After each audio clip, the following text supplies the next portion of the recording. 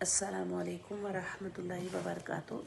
जी dear members, अब हम साथ साथ हरूफ भी सीख रहे हैं ताकि कोई भी लेटर हमें सही तरह से पता हो कि ये लेटर यहाँ से अदा होगा। जब उसका मखरज यानी अपनी सही जगह से अदा होगा तो उसकी साउंड भी सही बनेगी।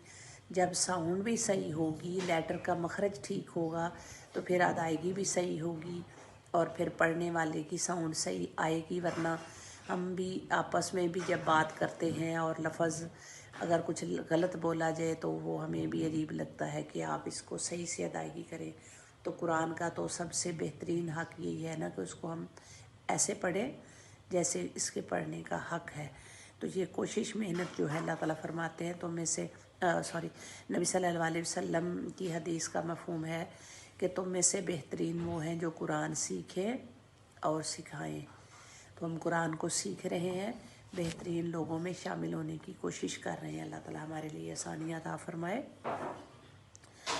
आज हम हरूफ शफ़वी सीखते हैं।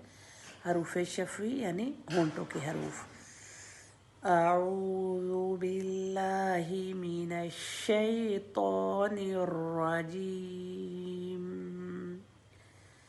बिस्मिल्लाहिर्रहमानिर्रहीम।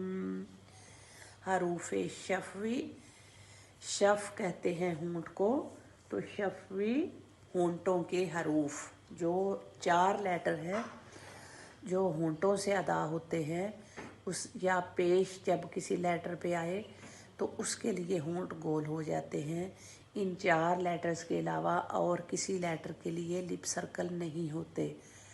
कभी कभी किसी लेटर को हैवी करने के लिए लिप्स यूज़ करते हैं या सर्कल करते हैं, तो वो रॉन्ग है। आज हम सीख लेते हैं कि अच्छा जी होंठों के हरूफ कितने हैं। होंठों के हरूफ 4 हैं, यानी हरूफ शफ़वी कितने हैं। हरूफ शफ़वी 4 हैं। 4 हरूफ हैं जो होंठों से पढ़े जाते हैं। एक फ़ा है।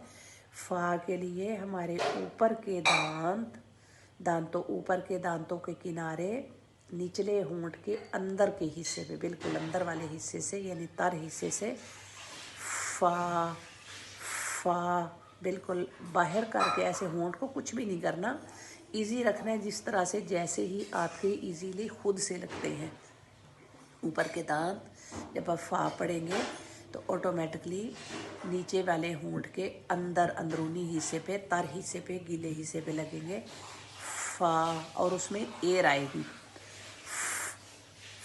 ऐसे फ़ा फ़ा फ़ा फ़ा। ये जो एयर है ये इसकी क्वालिटी है। जब एयर नहीं डालेंगे तो फ़ा पा पा वो सही अदायगी नहीं बनती उसकी। फ़ा फ़ा। फिर उसके बाद बा है। बा दोनों होंठों को मिलाने से अदा होता है। दोनों होंठों के अंदरूनी हिस्से यानी तर हिस्सा बा, वो इजीली आप बा पढ़ें और जो हिस्सा आपका टच होगा इजीली, स्पेशल कोई शेप नहीं देनी है उसके लिए, इजीली खुद से पढ़ें। बा बा इजी पढ़ें, रिलैक्स होके जो हिस्सा खुद ब खुद टच हो रहा है वही टच होगा। बा बा बा। और लिप्स को कुछ स्पेशल दबा के कोई शेप नहीं बनानी, इजी रखना है। जो ऑटोमेटिकली खुद से ही हिस्सा टच हो रहा है वैसे ही, कुछ दबाना नहीं है, स्पेशल कुछ नहीं करना है। बा बा। फिर मीम है। मीम के लिए होंठों का अंदरूनी हिस्से से थोड़ा सा बाहर, वो भी ऑटोमेटिकली खुद ही लगेगा। मीम, या मैं बोलूँ